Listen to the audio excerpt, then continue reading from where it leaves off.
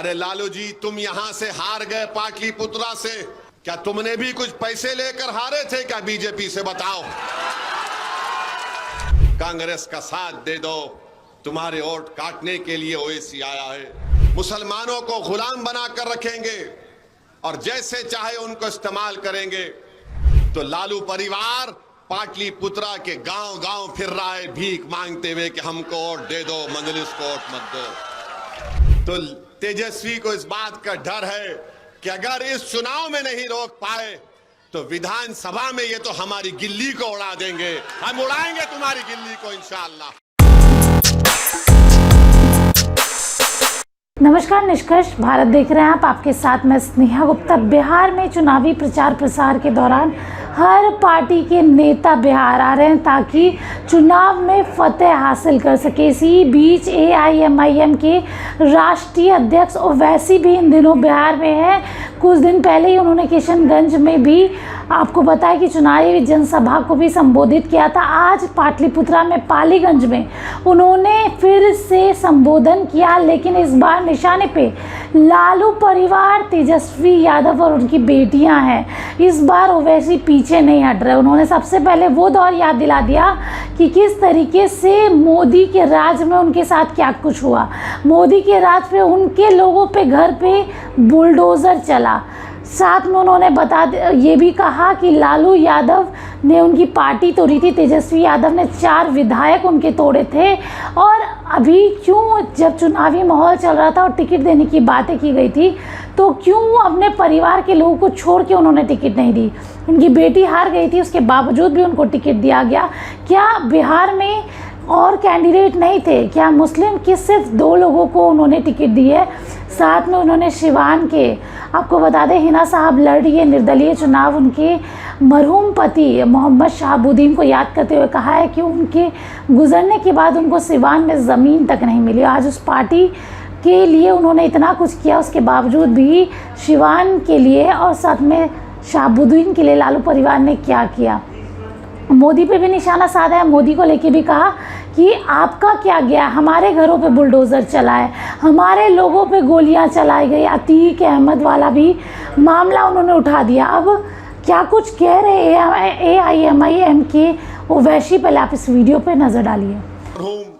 सीमांचल के गांधी के नाम से याद किए जाते हैं, तो हम उनके बेटे के खिलाफ उम्मीदवार ना खड़ा करें। फिर दूसरा उन्होंने कहा कि सर हम सिर्फ किशनगंज लड़ते हैं, सीमांचल की एक ही सीट हम लड़ेंगे। मैं कहता रहा, मगर मुझे अपने प्रदेश के सदर की बात को मानना पड़ा। और उसका नतीजा क्या निकला? राजद ने हमारे 4 MLAs को खरीद लिया। अख्तरुल ईमान साहब, आफ्ताब साहब, मंजलिस के कई सैकड़ों अरकान ने 5 साल मेहनत की हैदराबाद से माजिद हुसैन के साथ, और सीमांचल की जनता ने वहां पर हमारे 5 MLAs को कामयाब किया। लालू यादव ने और तेजस्वी यादव ने, नीतीश कुमार ने उस 4 MLAs को खरीद लिया। और क्यों खरीदा उन्होंने? क्योंकि वो नहीं चाहते थे कि बिहार में आपकी एक सियासी लीडरशिप बनकर उभरे। लालू को तकलीफ हो गई, तेजस्वी परेशान हो गए। ये कौन लोग हैं जो हैदराबाद से आकर बिहार में एक मुसलमानों की अल्पसंख्यक समाज की सियासी लीडरशिप को पैदा कर रहे हैं? इनको तकलीफ इस बात की हो गई कि वो समाज के लोग हैं जो हमारी सामने नजर मिलाकर नहीं बात करते, जो उनको कहते हैं वो उसका हुक्म मानकर तामील करते हैं। ये कौन है जिन्होंने आज हमारे सामने इनको लाकर खड़ा कर दिया? तकलीफ तेजस्वी को क्यों हुई, नीतीश को क्यों हुई?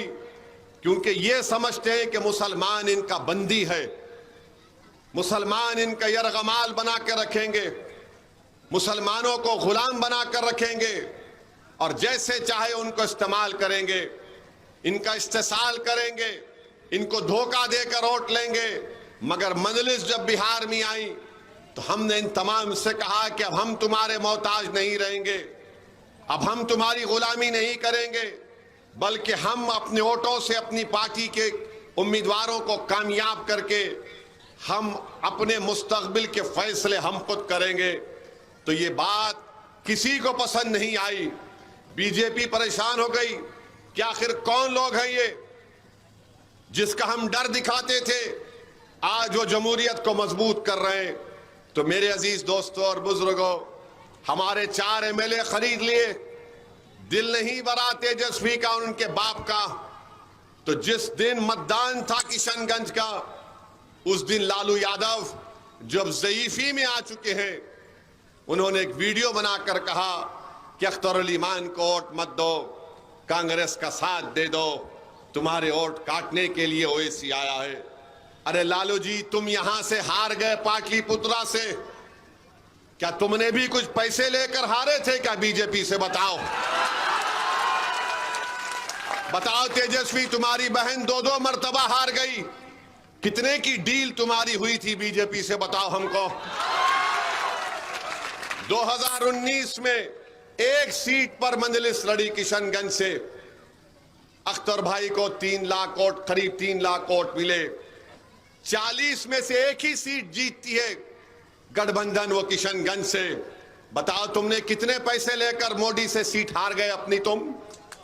अगर आज भी तुम सीट हारोगे, तुम मेरी बात को लिख के रख लो, ये अपने वीडियो में महफूज रख लो, ये नहीं रोक पाएंगे बीजेपी को। आप मेरी बात को लिख के रख लो, ये नहीं रोक पाएंगे। अब मैं जब ये बात कहूंगा तो कल से ये राजद के चमचे, ये दम छल्ले पुकार पुकार कर कहेंगे, देखो ओवैसी ने ये कह दिया। मैं सच्चाई को बयान कर रहा हूं। जब 4 तारीख को नतीजा आएगा तो आप बोलेंगे कि हाँ, एक दीवाना आकर ये बात हमसे करके गया था। मगर देर मत करो, ये नहीं रोक पाएंगे मेरे भाई। इनके पास दमखम नहीं है, इनके पास मर मिटने का जज्बा नहीं है। ये सिर्फ चुनाव क्यों लड़ रहे हैं बता रहा हूं। राजद चुनाव लड़ रही है अपने परिवार को बचाने के लिए। राजद चुनाव लड़ रही है कि परिवार बच जाएगा तो 25 के विधानसभा में हम कुछ सीटें हासिल कर लेंगे। आप बताइए, एक एक आपने कितने बरस लालू प्रसाद यादव को और मोहतरमा राबड़ी देवी साहिबा को मुख्यमंत्री का मौका दिया। उनके 2-2 बेटों को आपने विधायक बनाया, मंत्री बनाया, डिप्टी चीफ मिनिस्टर बनाया। अब लालू जी का दिल नहीं भरता है तो कह दिए कि अब मेरी 2-2 बेटियों को भी मैं सांसद बनाऊंगा। क्या यहां से आपके दरमियान में कोई पाटलिपुत्रा का एमपी नहीं बन सकता था? क्या आप में काबिलियत नहीं है? मगर नहीं, वो सिर्फ यही चाहते हैं कि परिवार को बचाया जाए। और फिर इसीलिए अपनी दोनों बेटियों को उन्होंने उम्मीदवार बना दिया। 22 उनके उम्मीदवार राजद ने दिए। अगर आप माले को मिला लेंगे और फिर आप सीपीआई को मिला लेंगे, मल्ला की वीआईपी पार्टी को मिला लेंगे, तो 32 उम्मीदवार में सिर्फ 2 मुसलमान हैं और 17% आबादी मुसलमानों की बिहार में है। और लालू जी और तेजस्वी हम पर इल्जाम लगाते हैं कि ओवैसी वोट काटने को आया है। अरे तुम्हारे परिवार से 2 और 22 में हमारे 2। बताओ ये कौन सा इंसाफ है मेरे अजीज दोस्तों और बुजुर्गों? ये आपको सोचना है। मैं आपसे कह रहा हूं, ये सिर्फ आपका वोट हासिल करना चाहते हैं। ये आपको सम्मान नहीं देंगे, ये आपको आपका जायज मुकाम नहीं देंगे। ये सिर्फ वोट हासिल करते जाएंगे, बीजेपी का डर दिखाएंगे, मोदी की बात करेंगे। अरे सबसे ज्यादा नुकसान अगर बीजेपी के 10 साल में किसी को हुआ, क्या लालू जी और तेजस्वी का घर तोड़ा गया बुलडोजर से? बोलो आप। बुलडोजर तो मेरे घर पर चला। अतीक को गोलियां मारी गई, क्या तुम्हारी औलाद पर गोलियां किसी ने चलाई? शहाबुद्दीन जेल में थे तो सीवान की सरजमीन शहाबुद्दीन को नहीं मिली दफनाने के लिए। हम पे जुल्म हुआ क्या तुम्हारी बेटियों से हिजाब खींचा गया? क्या हमारी अज़ाओं पर गालियां दी गई? किसने किया ये? 100 साल का मदरसा बिहार का जला दिया गया। बताओ आप कौन है deputy chief minister? Tejashwi Yadav हैं। अरे तुमको अगर इतना वोट की फिक्र थी तो तुम जाते उस जले हुए मदरसे का मायना करते। तुम नहीं गए। सीवान का एक 7 साल का बच्चा, उसकी मां पुकारते रही कि मेरा बेटा 7 साल का है। जो 16 साल के कम उम्र के होते हैं वो जेल को नहीं भिजाए जाते, उनका एक अलग घर होता है बच्चों का, जुवेनाइल होम कहते हैं अंग्रेजी में। वो मां पुकारते रही, वो मां कहते रही तेजस्वी से कि तेजस्वी मेरा बेटा 7 साल का है, जेल मत भिजाओ। 7 दिन वो मां सीवान की जेल के सामने बैठी रही। आज तुम ओवैसी को गाली देते हो जालिमों। अगर तुम्हारी औलाद पर कुछ हो जाएगा तो तुम सारा बिहार आसमान पर उठा लेते हो कि हमको जेल में डाल रहे हैं। तेजस्वी कहते हैं, लालू कहते हैं मेरे परिवार को जेल में डालेंगे। तुम्हारा परिवार को जेल में डालने की बात तो जेल होगी, और मेरा बेटा जो 7 साल का 7 दिन जेल में था उसकी तकलीफ नहीं होगी। तेजस्वी बोलो, तुम डिप्टी चीफ मिनिस्टर थे, तुमने क्या किया? तुमने हमारे 4 जर खरीद गुलामों को तुमने खरीद लिया, जमीर फर्शों को। उन्होंने जमीर बेचा और तुमने उनको खरीद लिया। और एक ऐसा एमएलए है हमारा जिसको इन्होंने खरीदा, कितने में उसको मालूम हुआ कि उसको 70 लाख या 1 करोड़ रुपया दिया गया। वो जाकर अपना ईमान बेच दिए और दुबई में होटल खोलते हैं। वो दुबई में होटल खोला, होटल का इनॉग्रेशन करवाया क्रिकेटर अजहरुद्दीन से। और आपको मालूम होटल का नाम क्या रखा उसने? हैदराबाद बिरयानी हाउस। अजीज दोस्तों और बुजुर्गों, इसीलिए हम आपसे कह रहे हैं कि अपनी ताकत दिखाइए।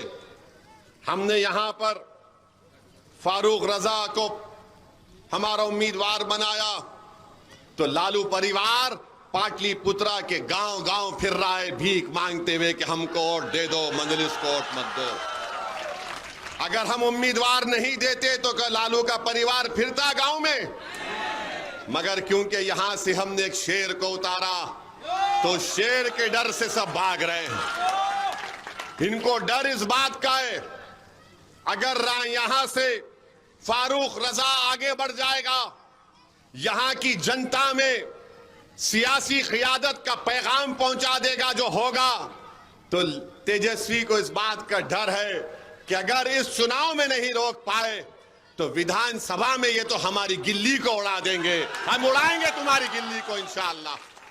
तुम ये समझ रहे हो कि हम सिर्फ ये पार्लियामेंट का चुनाव लड़के चले जाएंगे? पाटलिपुत्रा से नहीं जाएंगे।